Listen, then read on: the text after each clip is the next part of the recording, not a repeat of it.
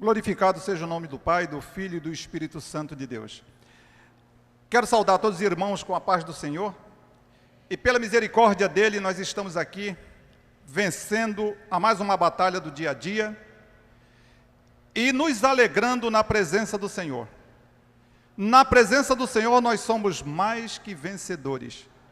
E graças a Deus por essas coisas.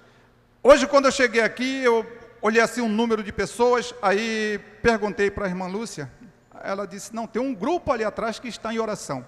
E eu me alegrei com isso porque a igreja do Senhor, ela sempre foi calcada dentro destes alicerces, que são essas irmãs que se prendem sempre no ministério da oração. E essa oração é que tem sustentado não só essa igreja, mas todas as igrejas de Cristo Jesus. Pessoas que são destemidas, pessoas que não vê fronteiras, pessoas que sempre estão avançando no dia a dia em busca da vitória final que o nosso Senhor nos dará. Graças a Deus por estas coisas. Meus irmãos, eu vou ler aqui na palavra de Deus, no livro de 2 Reis, capítulo 5, versículo 1 até o 5. E diz o seguinte, a minha Bíblia, de repente, a tradução dela, parece que é a edição revisada, deve ser diferente da dos irmãos, mas o contexto vai ser o mesmo. E Naamã, chefe do exército do rei da Síria, era um grande homem diante do seu senhor, e de muito respeito, porque por ele o Senhor dera livramento aos sírios. E era este varão, homem valoroso, porém leproso. E saíram tropas da Síria e da terra de Israel, levaram presa uma menina que ficou ao serviço da mulher de Naamã. E disse esta a sua senhora, tomara que o meu senhor estivesse diante do profeta que está em Samaria. Ele o restauraria da sua lepra. Então entrou Naamã e o notificou a seu senhor, dizendo, assim e assim falou a menina que é da terra de Israel. Então disse o rei da Síria, vai, anda, e enviarei uma carta ao rei de Israel. E foi e tomou na sua mão 10 talentos de prata e 6.000 siclos de ouro e 10 mudas de vestes. Até o versículo 5. Bendito Deus e Pai, Jesus querido, glorificado seja o teu santo nome. Graças te damos, Senhor, de estar na tua presença neste momento, meu Pai. E te pedimos, Jesus, que neste momento a tua palavra seja, Jesus, exaltada aqui dentro desta casa. E que nós possamos, Jesus, estar ouvindo aquilo que tu queres que nós escutemos. Porque, Senhor, é só pela tua vontade, meu Pai. É pela tua vontade que nós estamos vivos. E te pedimos, Jesus, fala conosco, fala como pastor. Eu desconheço outra voz que não venha de ti. Sê conosco, Jesus, pois nós te agradecemos não só agora, mas para todo sempre. O que eu quero dizer para os meus irmãos aqui nesta noite é o seguinte. Se de repente, os irmãos chegar para mim e disser, esse texto aqui, de 2 Reis, capítulo 5, eu já ouvi pregar infinidade de vezes. E eu vou dizer para os irmãos que realmente é verdade. Eu mesmo já escutei em rádio, já escutei em televisão, já escutei nas igrejas, já escutei pregadores eloquentes, já escutei irmãos usados pelo Espírito Santo de Deus pregarem a respeito de 2 Reis, capítulo 5. Porém, eu quero falar para os irmãos. Nenhum texto foi mais lido, isso já é conhecido, do que o Salmo 23. Salmo 23 é um dos textos mais conhecidos, mais lidos dentro do cristianismo. E sempre ele tem uma mensagem nova para alegrar os nossos corações. Esse texto aqui, de 2 Reis, se de repente eu falar para os irmãos que se vocês pegando um livro, um livro comum, um livro secular, Iracema, de José de Alencar, ou o Guarani, do mesmo autor, ou os Lusíadas de Camões, se vocês pegar um desses livros e discorrer na leitura dele, vocês vão ver que sempre o objetivo final, o autor, ele sempre conduz aquele que está lendo aquele livro, sempre é para o mesmo final. Ninguém tem uma interpretação diferente. Ele sempre discorre, ele sempre termina. A interpretação que eu tenho é aquela que o irmão vai ter ali, é aquela mesma, porque ela discorre de uma mesma forma. Princípio, meio e fim. Aí onde é que vem a diferença da palavra de Deus? A palavra de Deus, conjunto de livros que foram escritos, quando a pessoa lê aqui essa palavra, ela começa a produzir frutos diferentes na vida de cada um dos irmãos. E muitas das vezes os irmãos já viram pregar essa mensagem infinidade de vezes, mas cada vez que os irmãos vê ela ser pregada, ela vai falar de forma diferente. Por quê? Porque é a palavra de Deus. E olha a complexidade da coisa. A Bíblia Sagrada foi escrita por diversos autores, sendo que nenhum deles se contradizem entre si, sempre chegando ao mesmo final, sempre chegando no mesmo tema, embora tenha sido por autores diferentes, mas a palavra é de Deus. Foi Ele que instruiu, foi Ele que inspirou a todos esses escritores da Bíblia Sagrada, e neles nós temos cada vez mais o Senhor falando para nossas vidas. E é por isso que nós estamos alegres a cada dia mais dentro da casa do Senhor. Naamã, capitão de qualidades incontáveis. Era um capitão que não só ele tinha força e garra para lutar, como ele tinha também estratégias diferentes. Ele sempre tinha um modo diferente para a guerra. Por isso que ele era um homem vencedor. E ele, todas as vezes quando ele chegava, ele era ali condecorado pelo seu rei, o rei da Síria. E Naamã tinha um grande problema com ele. Ele vinha encobrindo isso ao longo da sua vida. Ele vinha sentindo os efeitos da doença que começava a afetar o seu corpo. A palavra de Deus diz aqui no primeiro capítulo: e Naamã, chefe do exército do rei da Síria, era um grande homem diante do seu Senhor e de muito respeito, porque por ele o Senhor aqui com letra maiúscula, agora que é o nosso Deus, dera livramento aos sírios, e era este varão homem valoroso, porém leproso. Agora os irmãos vão me perguntar, como que um homem desse que estava lutando contra Israel, o Senhor Deus era com esse homem? Mas o Senhor muitas das vezes penalizava o seu próprio povo, para que nele viesse o arrependimento e se voltasse de novo, porque o povo de Israel sempre estava se desviando, sempre caminhando para locais que não era aquilo que Deus queria. Então o Senhor Deus, ele pegava, penalizava muitas das vezes o povo dele, para que soubesse que ele era Deus, para que soubesse que ele era todo-poderoso e que suas bênçãos eram incontáveis. Diante do Mar Vermelho, o povo duvidou. O Senhor abriu o mar e eles atravessaram. O Senhor prometeu que daria a terra prometida. Foram 12 espias. Viram, quando chegou lá, o Senhor já tinha prometido que ia dar a vitória. Mas 10 tiveram medo, retrocederam, somente 2 entraram na terra prometida. Ao longo do tempo, a palavra de Deus, ela foi sempre sendo mostrada, e o povo querendo sempre se afastar. Então o Senhor muitas das vezes penalizava o seu próprio povo, para que eles soubessem que havia Deus em Israel. Porém esse homem, com todas as suas condecorações, com toda a sua estratégia de guerra, ele era leproso.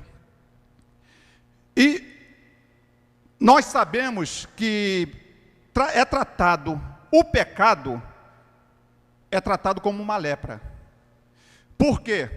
Ela começa nos nervos, nas cartilagens, nos órgãos, nas partes mais sensíveis, como orelha, dedo, e ela começa a se propagar. A sua pele fica sensível, você começa a sentir dormência, e é isso que o pecado começa a fazer na vida, entendeu? Na vida do homem. Ele começa a deixar você dormente, você não sente, fica insensível. Fica insensível. A pessoa, por mais que venha te mostrar, por mais que ele venha te alertar de alguma coisa, você não acredita naquilo que está acontecendo. E você começa a enveredar num caminho que para você, se não tiver um grande arrependimento, esse caminho vai te levar à morte. E Naamã tinha voltado de uma guerra vitoriosa. E ele chega em casa, feliz, contente, porque mais uma guerra ele tinha vencido, mas começa a entrar numa tremenda depressão. E o pecado faz isso. Você começa a entrar em depressão quando você começa a ver que todos aqueles teus intentos começam a ficar frustrados. E ele chegou em sua casa, abraçou a sua esposa, abraçou seus filhos, mas chegou para sua esposa e disse: olha, eu já estou vendo que a minha vida, ela está tendo um final. Ela está tendo um final porque talvez que você não tenha prestado atenção, porque ele, vestido com todas aquelas vestes que ele tinha, com decorações e tudo, escondia algumas partes do corpo dele. E muitas das vezes, quando a gente começa a entrar no pecado, nós começamos a querer esconder tudo aquilo que o pecado está fazendo em nossas vidas. E foi o que Naamã fez. Ele escondia por trás das vestimentas deles, mas dentro da sua casa não tinha como ele esconder. E o pecado faz isso às vezes. Você começa no seu mundo exterior, você começa a se entrar dentro do pecado, tanto da prostituição como das drogas, seja lá qual for, aí você começa a ter vergonha de chegar em casa porque você está uma pessoa derrotada. O pecado produz isso na vida do homem. O pecado só produz aquilo que Naamã tinha, aquela lepra. E ele chega e diz para sua esposa: olha, eu sei que o meu final vai ser morar fora da cidade, porque eu estou leproso. Eu estou leproso. A esposa dele toma aquele susto. Ela toma aquele susto. Não é possível. É possível sim. Eu estou leproso. E como é a lei mesmo da nossa cultura, eu vou ter que morar fora dos muros da cidade, lá naquelas vilas de leprosos mesmo. E meus dias já estão no final, já está contado. Porém, uma coisa interessante.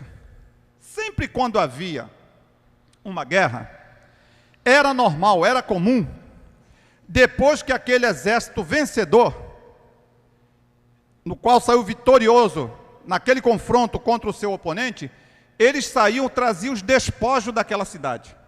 Trazia ouro, trazia de tudo, e traziam também as pessoas, jovens principalmente, mas que eles viam que tinha destaque, pessoas inteligentes, pessoas que tinham uma cultura avançada, porque dali eles traziam para tirar proveito dessas pessoas, para tirar proveito, e foi assim que foi feito com Daniel, Sadraque, Mesaque e Abdenego. Eles foram trazidos como escravo para o rei, e dali, se bem que ali estava sendo feito um propósito de Deus, mas para mostrar como é que se fazia antigamente. E essa menina aqui, ela foi trazida como despojo e foi para a casa de Naamã. E lá chegando, aí que eu acho a coisa mais esplêndida aqui nessa passagem. A coisa mais esplêndida. Essa menina ouviu que Naamã tinha falado com a sua senhora. Essa menina judia, que era escravo ali na casa de Naamã. Ela ouviu o que Naamã falava com ela. Quando Naamã saiu, essa menina foi até a esposa do Naamã, do capitão, e disse assim: eu tenho, quem dera que ele conhecesse o profeta que há em Israel. Ela disse: mas como assim? Não, porque em Israel tem um profeta e ele ficaria curado se caso ele o procurasse. Meus irmãos, olha, eu às vezes quando eu estou lendo aqui, que eu me detenho nessa parte, eu achei isso aí uma ousadia muito grande dessa judia, uma ousadia grande demais, dela chegar de confrontar o capitão, falar para a sua senhora, no caso, dizendo, como se ela dissesse: ó, lá na minha casa, no meu povo, ele vai ficar curado. Mas olha só a responsabilidade, porque se de repente essa judia fala uma coisa dessa, e ele chega lá e não obtém essa cura, o que poderia ser dessa menina? Mas ela falou tomada pelo Espírito Santo de Deus. Ela tomou pela responsabilidade da palavra de Deus. E ela perguntou: mas quem é esse Eliseu? Quem é esse Eliseu? Aí ela disse assim: Eliseu, ele é um seguidor de Elias, é formado no Monte Carmelo, na maior escola de profetas que tem, e Elias já se foi trasladado num carro de fogo. Porém, quando ele seguia a Elias, Elias perguntou o que ele queria dele. E ele disse: eu quero porção dobrada do teu espírito. E assim foi feito. E, irmãos, se vocês forem ver e contarem realmente aqui nos livros de Reis, Elias teve 8 milagres na vida dele, Eliseu teve 16. Então, justamente cumprida, entendeu? Aquilo que ele queria, porção dobrada do Espírito Santo de Deus. E aí essa menina falou assim: olha, uma certa vez, logo a seguir que Eliseu pegou a capa de Elias, ele pegou, foi transpor o rio, ele colocou a capa na beira da água, e ele transpôs o rio a pé enxuto. Eliseu também multiplicou 20 pães para 100 homens. E foi mencionando os milagres que Deus, através de Eliseu, tinha feito. E a mulher de Naamã, ela pegou e disse assim: bom, então se é isso, deixa eu falar. E pegou e falou com seu marido. Esse marido foi até o rei sírio. E ele pegou e disse: tá bom, então se é isso, tá, leva vestes, toma aqui dinheiro, entendeu? E pode se encaminhar para lá. Foi ele. A distância que der da Síria até Israel, dá na faixa de mais ou menos 150 quilômetros. Aí os irmãos vejam, a cavalo, vão botar isso aí uns 6 a 7 dias, numa viagem de 20 a 30 quilômetros por dia. E se direcionou até aquele local. Sendo que quando chegou lá naquele local, ele vai e procura o rei. No que ele entra para procurar o rei, eu imagino como é que esse rei ficou. Ele tinha acabado de ser derrotado por aquele próprio Naamã, e Naamã agora vem para procurá-lo. Eu acho que nesse momento, quando ele viu, ele deve ter entrado em apuro muito grande, porque ele disse: agora eu estou frito. Agora, se eu escapei da morte na primeira investida, na segunda eu não vou escapar. E eu acho que ele deve ter se escondido atrás de uma cortina qualquer, para não encontrar com Naamã. Mas Naamã pegou e disse para os seus súditos: não, o que eu quero para ele é só entregar uma carta. Eu acho que ele deve ter pensado: essa carta que ele vai me entregar é uma carta bomba, deve ter sido Bin Laden ou Saddam Hussein que tenha me entregue. Aí eu deve ter dito: não, rapaz, mas esses homens ainda não nasceram. isso é mais lá para frente. Não, mas então alguma coisa, não vou abrir essa carta não, porque senão isso aqui vai explodir em cima de mim. Mas não tem problema, a gente tem uma charrete ali, uma charrete com UTI móvel, e nós vamos chamar, e nós vamos trazer para qualquer coisa que acontecer, nós vamos te socorrer. Foi e entregou a carta para ele. Quando entregou a carta, que ele pegou e leu, aí ele pegou e disse: quem me colocou como curador? Eu não tenho poder nenhum para curar da lepra. Aí pegou as suas vestes e rasgou, porque isso aí era praxe naquele tempo. Você, quando entrava em profunda tristeza, você, quando tinha uma derrota ou uma decepção muito grande, rasgava as suas vestes, entendeu? E jogava. Cara, ali estava reconhecendo estado de prostração total, derrota total em cima daquela pessoa. Porém, Eliseu já tinha ouvido que Naamã estava lá. Ele já tinha sido comunicado pelo Senhor Deus de Israel. Ele já tinha sido comunicado que Naamã estava ali dentro. E ele pegou e falou lá para o rei: não precisa você ficar preocupado.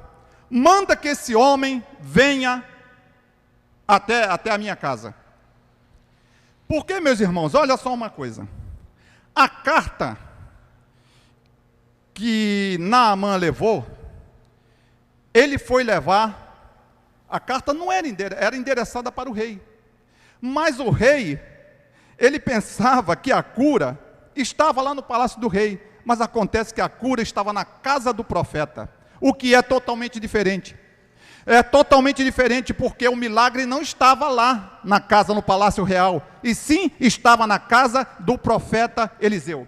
Ele se dirige para lá. Quando ele se dirige, na certa, ele disse: bom, eu vou chegar com minhas vestes de capitão, com minhas condecorações, e lá chegando, Eliseu vai chegar para mim, vai me receber, com toda a pompa que eu tenho, e vai ser operado o milagre, eu vou voltar, e está tudo resolvido.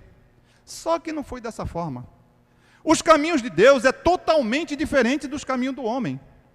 E o Senhor tinha um plano para com Naamã, que era o plano de quebrantá-lo. Ele estava com orgulho acima da cabeça dele. Ele achava que por ele ser uma pessoa especial dentro de um plano de guerra, ele estava acima do bem e do mal. E não era isso. Não é isso. O Senhor Deus, Ele quer pessoas quebrantadas de coração. Para o Senhor Deus Ele fazer milagre na sua vida, Ele tem que saber que você é uma pessoa humilde, uma pessoa que está lá, está buscando a sua face, está buscando a Deus em espírito e em verdade. E aí Ele começa a operar na sua vida. Aí Ele começa a te mostrar coisas que tu nunca poderia imaginar que viesse a acontecer. Porque Deus só habita em lugares aonde há um coração quebrantado. E foi o caso de Naamã. Naamã chega agora para Eliseu, e Eliseu vai o mensageiro lá dentro e fala: ó, Naamã está lá na porta querendo falar contigo. Eu falo assim: não, eu já sei. Diz para ele se banhar 7 vezes no Rio Jordão. O mensageiro vem e avisa: ó, o profeta Eliseu falou para você se deslocar, pegar o seu cavalinho e 7 vezes mergulhar no Rio Jordão, e lá você vai obter a sua cura. Como é que é? Rio Jordão, aquele rio nojento, é um rio, vamos se comparar aqui, meus irmãos, como se fosse a Praia da Luz, ou se fosse o Rio Tietê em São Paulo. Eu disse: eu podendo mergulhar lá, vamos supor, em Búzios, lá em Cabo Frio, dar 7 mergulhos lá na Praia de Búzios, eu vou mergulhar aqui na Praia das Pedrinhas, ou na Praia da Luz? De maneira nenhuma. De maneira nenhuma. Aí disse assim: não, eu vou voltar, vou embora.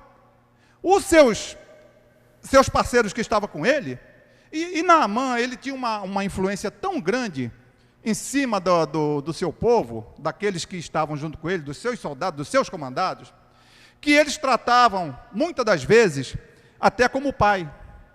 E um deles falou assim: ô meu pai, porventura, se fosse mandado para você fazer assim e assim, você não faria? Quer dizer, dizendo assim: poxa, você veio lá da Síria, se deslocou até aqui, agora nós estamos na iminência de você receber uma cura, e você está querendo jogar tudo isso por terra? Por que que não? Por que que não obedecer? Por que não obedecer? Obedecer é muito melhor do que sacrificar, diz a palavra de Deus. Então Naamã disse: realmente, eu vou até lá. E foi. Primeiro mergulho, nada. Segundo mergulho, nada. E isso aí começa a jogar uma transformação na vida da pessoa. Ele poderia ali naquele momento, ele ter desistido. Porque ele poderia dizer assim: poxa, o que tem a ver 7 mergulhos no Rio Jordão, quando eu poderia ficar já curado no primeiro mergulho? Mas acontece que não é isso. Muitas das vezes, nós passamos por dificuldades, nós passamos por aflições, e o Senhor nos mostra que o que nós temos que fazer é confiar. Nós temos que fazer é buscar a sua face. Muitas das vezes a doença está nos assolando, muitas das vezes a doença está alastrando, muitas das vezes a dificuldade está na nossa porta, muitas das vezes o desemprego está na nossa porta, e eu sei que isso é difícil. Ninguém vem me dizer que é fácil, eu sei que não é fácil. Isso não é fácil. Eu já passei também por desemprego e eu sei o que é isso. Mas acontece o seguinte: o Senhor está querendo te mostrar, está querendo mostrar, porque quanto maior a luta, maior é a vitória. E aí você vai testemunhar para os teus amigos, vai testemunhar para os teus irmãos, para os teus familiares, para a tua esposa, quão grande é o Senhor nosso Deus de Israel. Porém, temos que estar na linha de confiança. E foi isso que Naamã começou. Primeiro mergulho, não aconteceu nada. No segundo, também nada aconteceu. No terceiro, também nada aconteceu. Quando foi o quarto, quinto, sexto, nada aconteceu. Então, o limite do homem já estava chegando no final. No sétimo mergulho que ele deu, já voltou totalmente curado. A pele limpa, pele sã, totalmente curado daquela doença. E o Senhor está exigindo de nós a cada dia mais, nas nossas vidas. Nós temos que estar mergulhando no Rio Jordão. Nós temos que estar buscando a sua face, porque a vinda do Senhor está próxima. Isso já era falado com os apóstolos lá atrás, e dizia que muitos a julgavam por tardia, mas o Senhor assim procedia por infinita misericórdia. E nós estamos vendo o que vem acontecendo no nosso dia a dia, e o Senhor está cobrando da gente esses mergulhos de fé. O Senhor vem cobrando da gente a cada dia que nós estejamos na frente de batalha, que nós estejamos com as armas, com o escudo da fé, e sempre na dianteira, sempre buscando aquilo que Ele nos prometeu, que é a vitória final. Combati o bom combate, acabei a carreira e guardei a fé. Naamã acaba de ser curado. Naamã acaba da sua pele ficar limpa como de uma criança. E ele volta. Ele volta agora e fala assim: não, agora eu vou agradecer a Eliseu, porque realmente o que aquela menina lá atrás falou se cumpriu na minha vida. Se cumpriu de forma absoluta e total. Ele volta. Quando ele chega lá, aí ele tenta comprar Eliseu. Ofereceu 6.000 ciclos de pratas, mais ou menos, olha, daria, se os irmãos for fazer esse câmbio de ciclo de prata, para o peso que era na faixa mais ou menos de uns mais de 40, 50 mil reais, se fosse colocar por hoje. Muito mais do que isso. Então os irmãos imaginam. Já pensaram se essa cura tivesse acontecido numa dessas igrejas que anunciam a cura fácil a todo momento? E se ele oferecesse essa quantidade de dinheiro, de repente ninguém ia pegar essa quantidade não, né? Ia pegar essa quantidade, ia pegar o cavalo que ele estava, ia pegar os soldados, ia pegar todo mundo. Não ia pegar só o dinheiro não. E ele ia ficar nu, porque até as suas vestes ele iria pegar neste momento. Porém, Eliseu disse, não, isso aqui não é assim não, filho. Isso aqui não é assim não. Tudo aqui que foi feito, foi por interveniência, pelo poder do Deus Todo-Poderoso, o Deus que eu sirvo. Então isso aqui não tem preço. Ou você acha que eu vou cobrar por uma coisa que eu não fiz? Não posso cobrar por uma coisa que eu não fiz. Davi disse, Senhor, como eu irei te retribuir, te ofertar, se é tudo tu que me dás? E é realmente, tudo é o nosso Deus que nos dá. Então como é que eu vou agora cobrar preço? Eu tenho preço para cura? Não tenho preço para cura. Tem preço sim, para leviandades que se andam fazendo por aí. E é preciso que nós estejamos atentos, estejamos com nossos olhos bem abertos, porque tudo isso aí vai ser cobrado.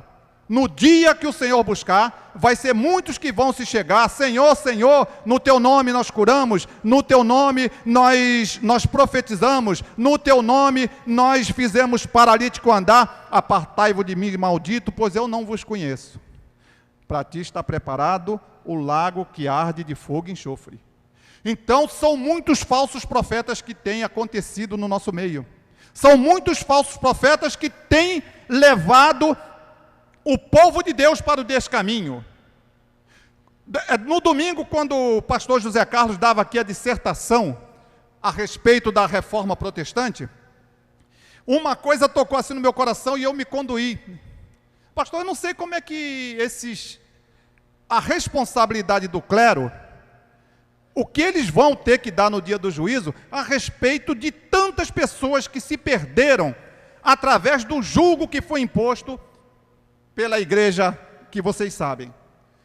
Eu fiquei me perguntando, meu Deus, quantas pessoas que morreram pensando que estavam fazendo a coisa realmente certa e que foram desencaminhados, colocado para outro lado, e eles vão dar resposta disso no dia do juízo final. Essas pessoas têm essa responsabilidade, porque a palavra de Deus ela não se vende não. A palavra de Deus, ela é gratuita aos nossos corações. E foi isso que Naamã pensava que ia obter. Obteve a cura e que agora iria pagar. A Eliseu não lhe deu chance. Disse, não, aqui não é assim. E ele pega e sai. Aí ele pega e diz, bom, então, vamos fazer o seguinte. Pelo menos me dá o jugo de uma mula, aquele jugo que os cavalos carregam, com terra de Israel. Eu quero levar. Por quê? Que quando o meu rei, que ele sempre fazia oferenda para o Deus, parece Deus Rimon, né? Fazia, o Naamã sempre estava do lado dele. Porém, Naamã disse, a partir desse momento, quando ele se ajoelhar para reverenciar Rimon, eu vou me ajoelhar em terras do Senhor de Israel, que é o Senhor Todo-Poderoso, é o Senhor que a tudo pode, é o Senhor que a tudo vê, e esse é o nosso Deus, esse é o nosso Salvador, esse é o que nós temos que adorar, é o Deus de Israel, o único Deus, no céu, na terra, acima da terra, em todos os lugares não existe profundeza, não existe altura, é o Senhor que reina em nossas vidas. E Naamã saiu e foi até a sua terra e voltou, e nisso aí ele pegou, confidenciou a sua esposa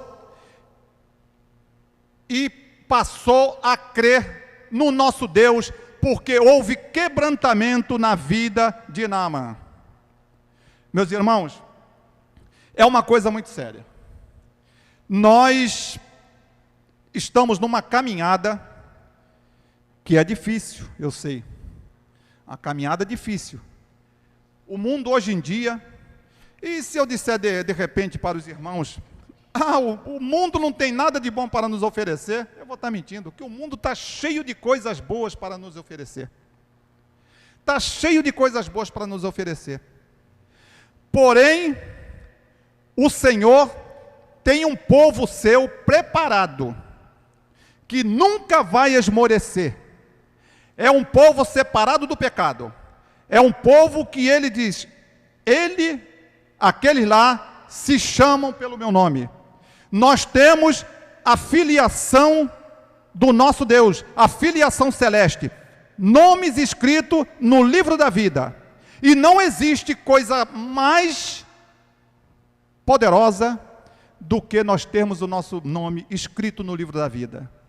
Isso nós temos que prezar a cada momento, meus irmãos. Temos que prezar a cada momento. E o Senhor tem nos dado força para viver nesse mundo terrível, nesse mundo pecaminoso, mundo que vive debaixo da lepra do pecado. Mas nós temos cada dia mais mergulhado no nosso Rio Jordão. Nós temos mergulhado para purificar-nos cada vez mais das coisas que o mundo está nos oferecendo. Nós temos mergulhado dentro da palavra de Deus cada vez mais para saber que é o Senhor que fala conosco. O Senhor fala conosco através da sua palavra todo dia. O Senhor tem mostrado os seus milagres, tem mostrado a sua bondade para com todos nós. A palavra de Deus, e somente a palavra, nós temos que estar reverenciando a todo momento. No Salmo 138 diz que a palavra de Deus está até acima do nome dele. Esses dias eu estava lendo esse Salmo, e eu disse, meu Deus, que importância tem a tua palavra para todos nós. Tu estás dizendo aqui que a tua palavra está até acima do teu nome. Por que a palavra, irmão? Porque ela é que vai nos conduzir no nosso dia a dia. É ela que vai direcionar-nos a cada momento de nossas vidas. É a palavra de Deus que tira o homem do pecado, do cativeiro do pecado. É aquela palavra que ela chega, ela justifica aquele pecador, aquele homem caído, aquele homem drogado, aquela mulher que vive em vida escusas. E é a palavra de Deus que vai penetrando, que vai modificando, transformando a vida daquela pessoa e torna o drogado num pastor, torna a mulher prostituta numa missionária, torna aquela pessoa que escandalizava a palavra de Deus, que escarnecia, transforma numa cantora, transforma num cantor. E isso que é o maior milagre que a natureza pode acontecer, que a natureza pode nos dar. Essa transformação da palavra de Deus na vida do homem, que o homem foi criado para que não pecasse, porém, através lá do princípio da criação, ele se desviou do caminho que o Senhor tinha mostrado e tornamos-nos pecador, e por isso nós temos o salário do pecado, que é a morte. Porém, o Senhor Deus tem nos mostrado a cada dia mais as suas maravilhas para com todos nós. E eu fiquei muito alegre de nesta noite estar aqui compartilhando com os irmãos. Muito, muito alegre eu fiquei mesmo. Alegre de ver o meu irmão Luiz Carlos, que eu falei para minha esposa, eu vou falar para vocês, meus irmãos. Eu tenho um carinho muito profundo com cada um dos irmãos. A minha esposa sabe muito bem que quando eu chego em casa, eu falo para ela, eu não vi fulano de tal. E eu sou muito ruim de firmar as figuras das pessoas, mas aquelas que são assim, que toda hora está me perturbando, como Luiz Carlos, entendeu? A gente guarda, e eu não sei porque, eu falo assim, eu não vi Luiz Carlos. Aí agora eu estou vendo ela ali, e eu estou feliz por isso, entendeu? Como feliz estou por ver você, como estou feliz por ver todos os irmãos. E o Salmo 133 nos diz, quão bom e quão suave é que os irmãos vivam em união. E eu fico feliz quando eu chego, dou um abraço na irmã do Maranhão, entendeu? Que eu abraço ela e ela fica feliz também, porque nós somos do estrangeiro, né, irmã? Eu e a irmã, nós somos do estrangeiro, mas as pessoas entendem o que a gente fala.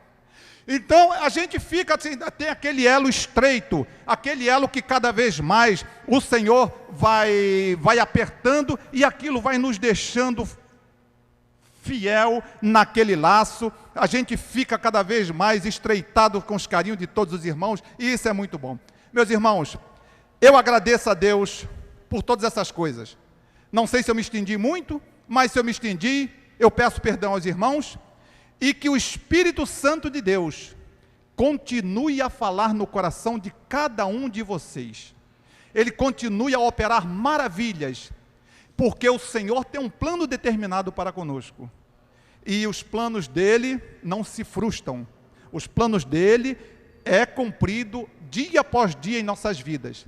Se nós estamos vivos, se nós estamos respirando esse ar, se nós não estamos com bomba de oxigênio, se nós não estamos com sonda, nada disso, é por misericórdia de Deus. Se nós estamos saindo, estamos voltando, e tá as balas perdidas, todo dia está passando por aí, mas o Senhor tem nos livrado dia após dia, e isso não tem preço. E isso não tem preço para nenhum de nós. Somente pela misericórdia do Senhor. E eu peço que os irmãos, a cada dia mais, estejam firmes, estejam confiantes, buscando a face do Senhor, porque é esse o motivo que nos faz feliz, é esse o motivo que nos faz de pé. Muito obrigado a todos.